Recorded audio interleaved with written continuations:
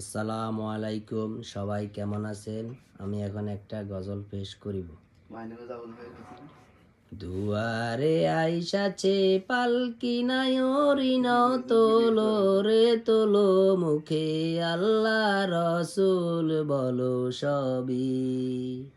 ও মুখে আল্লাহ রসুল বলো সবই। দুই কাঁধে ছিল যে তোমার দুইজনা পাহারা, তোমারে একলা তুইয়া পালাইছে তাহারা।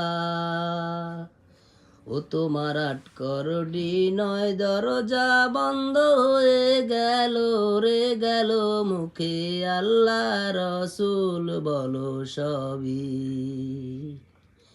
দিবানিশি কি ছয় জোনা দিল কুমন্তনা, আজ তাহারা কোথায়?